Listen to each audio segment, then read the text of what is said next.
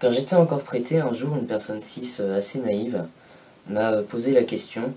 Mais du coup, quand tu prendras de la testostérone, est-ce que tu vas avoir un pénis qui va pousser? Alors non, et dans un autre sens, oui.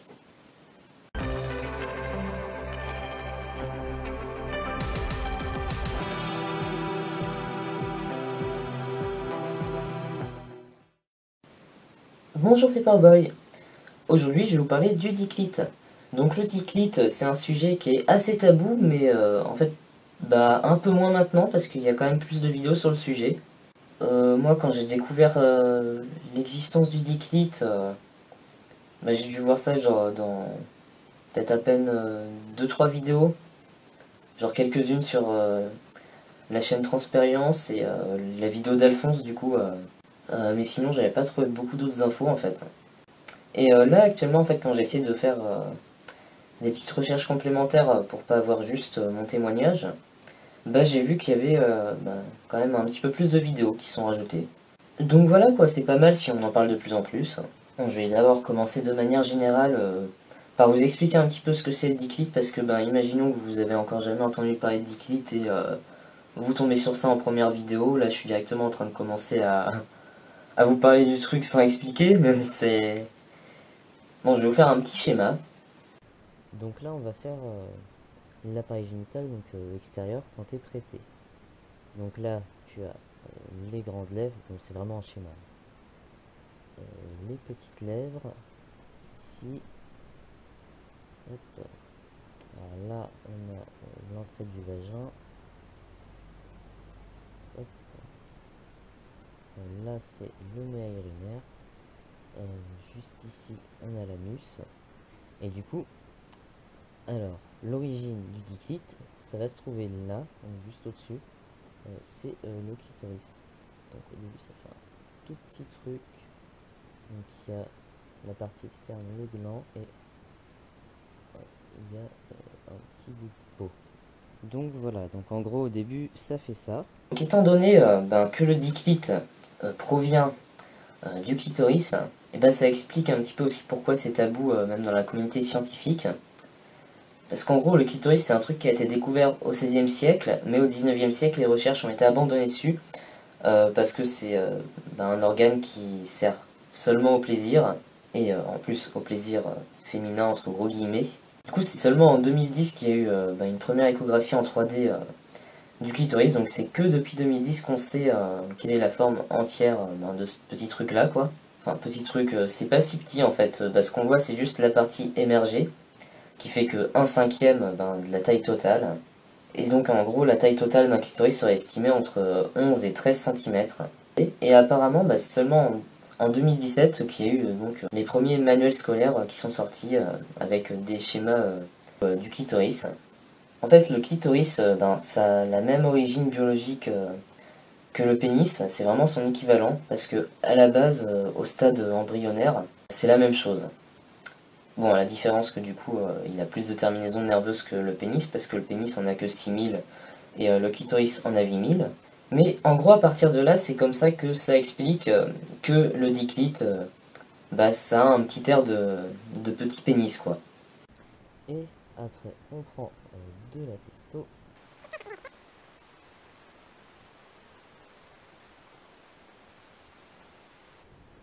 Voilà. Donc voilà, et le nez il est juste en dessous par là. Voilà. Donc schématiquement, voilà, c'est bien à peu près ça. Je vais essayer de schématiser deux profils.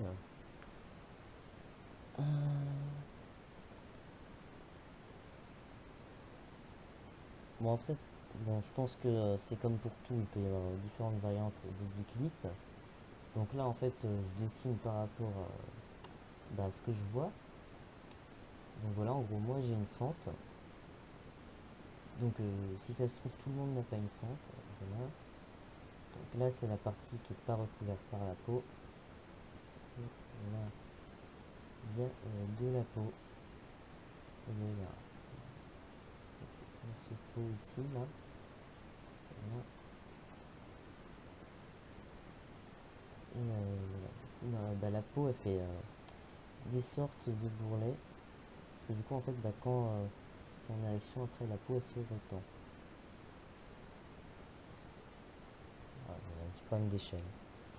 Il est un peu trop gros mon gland là.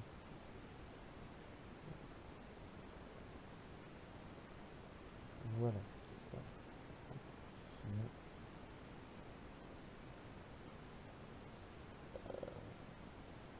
puis du coup, voilà, en gros, c'est coincé déjà dans sa peau, mais sa peau elle est reliée au reste en fait, et c'est ce qui fait que du coup bah, il est un peu coincé. Et ensuite, sur la question, donc est-ce qu'on peut pisser avec ça? Ben, bien sûr que non du coup, parce que ben, le mail urinaire, et ben, mais il est juste en dessous, vraiment en dessous, mais ben voilà quoi. Et le principe de la métadioplastie, c'est que en gros le diclite il va être déjà il va être libéré quoi de la peau et tout, et ensuite il va être déplacé ici. Donc voilà, en gros pour pisser debout avec un diclite, ben il n'y a pas trop d'autres moyens que de faire une méta en fait. Après, il y a des gens qui arrivent à pisser debout sans avoir fait de méta, mais en fait c'est pas vraiment parce qu'ils ont un diclite, parce que ben ces gens-là ils arriveraient à pisser debout même sans avoir de diclite, enfin en ayant juste le diclite à l'état de base quoi, donc en clitoris. Parce qu'en gros ils arrivent à orienter le jet euh, selon les témoignages que j'ai vus en tirant cette partie-là de la peau, enfin voilà, en tirant la peau qui est là, et c'est ce qui fait que ça va orienter le jet qui va sortir. Bah en fait, il n'y a pas réellement besoin du diclite, parce qu'en soi, même juste avec le clitoris, il pourrait tirer la peau et ça marcherait aussi bien. Bon, en soi, là, c'est la partie externe, quoi. On sait qu'à l'extérieur, ça grandit parce qu'on peut le voir, mais vu qu'il y a aussi une partie interne, c'est un petit peu la question que je me pose, quoi, en fait. Est-ce que ça grandirait pas à l'intérieur aussi? Personnellement, je me dis qu'il n'y a vraiment pas de raison que ça ait pas d'effet, quoi. Enfin, ça devrait grandir aussi de partout, quoi. Et d'ailleurs, on sait aussi qu'avec la testo, apparemment, le vagin, il a tendance à se rétracter. Bah moi, je me dis que c'est peut-être lié, en fait, parce que si on regarde bien sur les schémas, ça entoure le vagin, quoi. Du coup, il y aura peut-être moyen que, du coup, vu qu'il change de taille, ces parties qui entourent le vagin pourraient justement faire un effet et faire cet effet de rétractement. Mais bon, en fait, vu que c'est que mon opinion personnelle, je vous invite à donner le vôtre aussi. Donc pour ça, en fait, j'ai créé un sondage Google Form, et du coup, je mettrai le lien en description. Et vous pouvez toujours aussi discuter de ça en commentaire. Si YouTube ne désactive pas les commentaires, en fait, ces derniers temps, il a tendance à le faire tout seul. Bon, je viens de vous dire que ça grandit. C'est bien beau tout ça, mais je pense que vous vous demandez de combien ça grandit en fait. J'ai essayé de chercher s'il n'y avait pas des informations pour la moyenne générale sur le clitoris, donc dans des articles scientifiques. Parce que bon, dans les autres vidéos qu'on retrouve sur le diclite, les gens vont dire entre 2 et 5 cm, mais ça sort un petit peu de nulle part ce chiffre quoi. Il n'y a pas réellement d'études derrière. Bon, je suis tombé sur un article scientifique de 2009 qui parle des personnes trans, donc je le mettrai pas en description celui-là. Parce que je trouve un petit peu toxique, il raconte quand même un petit peu des conneries quoi. Déjà ils utilisent le mauvais terme, ensuite ils sont carrément en train de dire que le sexe ratio ce serait de 3 femmes trans pour un mec trans. Je pense que c'est un petit peu faussé quoi. Mais je vais juste vous mettre l'extrait qui est intéressant par rapport à notre sujet, donc sur l'augmentation de la taille du clitoris pour devenir un diclite. Donc en gros ce qu'il dit c'est que ça démarre dans les tout premiers mois, que ça plafonne au bout d'un an, et que ça va ensuite mesurer entre 3,5 et 6 cm. Bon, en soi, on sait pas trop comment ils ont fait leur machin, on sait pas combien de personnes ils ont pris. Bon, pour l'instant, je vais pas réellement dire le contraire parce que, pour vous faire mon témoignage perso, ils disent ça commence dans les premiers mois. Moi, oui, effectivement, en fait, ça a commencé dès la première semaine. Ça a eu une croissance assez exponentielle jusqu'au troisième mois sous testo. Après, ça a fortement ralenti, quoi. Puis en fait, ça reprenait plutôt par plateau, quoi, enfin par stade. Parce que je me souviens par exemple, à 9 mois sous testo, ça avait recommencé à faire une croissance pas aussi exponentielle que les 3 premiers mois sous testo, mais pas mal quoi. Pour le plafonnement vers un an, je dirais que ouais, à peu près. Enfin oui, après ça continue de grandir et sinon pour l'arrêt de la croissance, je suppose que moi ça a arrêté de grandir. Je suis à 2 ans et demi sous testo actuellement. Je sais pas exactement quand, peut-être entre 1 an et demi et 2 ans, ou alors ça se trouve peut-être que ça va se remettre à grandir, on sait jamais, mais non, j'ai l'impression que ça a arrêté quoi quand même. Ensuite, sur la taille, ils disent entre 3,5 et 6 cm. Déjà c'est bien beau tout ça parce qu'ils disent pas trop à quel état quoi. C'est quoi, c'est au repos, c'est excité. Bon, personnellement, moi ça fait 5 cm, environ 5,5 quand c'est excité, en fait ça dépend. Ouais, entre 5,5 et 6 cm quoi, quand c'est excité peut-être, mais 5 cm de manière générale. Donc en gros je suis dans la moyenne qui donne, donc peut-être que ok c'est comme ça. Mais du coup, ça m'a donné l'idée de lancer une petite étude. Bon bien sûr je peux pas faire réellement des trucs très précis parce que j'ai pas mesuré la taille de l'engin des gens, voilà quoi. Mais j'ai décidé de lancer un Google Form.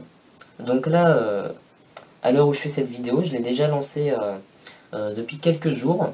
Et je l'ai partagé sur les groupes Facebook. Donc pour l'instant, je suis à plus de 200 réponses. Donc c'est pas trop mal. Mais je vais le laisser tourner encore quelques temps. Et surtout, je vais vous le mettre en description pour que vous puissiez participer si vous voulez. Donc en gros, les conditions pour participer, c'est d'être à au moins 1 an sous testo pour les histoires de taille, par rapport à la moyenne qui est mise dans l'article. Ça permet d'avoir des tailles un petit peu plus proches de la taille maximale. Et du coup, vous pourrez donc trouver des questions sur ce que je vous ai raconté, genre à partir de quand ça a commencé de grandir, quand est-ce que ça a plafonné, quand est-ce que ça s'est arrêté. Bon, du coup, je mets des trucs, des réponses assez précises avec des intervalles de 2 mois, mais bon, c'est pas très grave si vous n'êtes pas trop sûr, parce que en gros, plus il y a de personnes à participer, plus ça va faire une moyenne assez, assez raisonnable, quoi. Parce qu'en gros, il y a des personnes qui vont surestimer et d'autres qui vont sous-estimer et ça va se lisser. Pareil pour les tailles.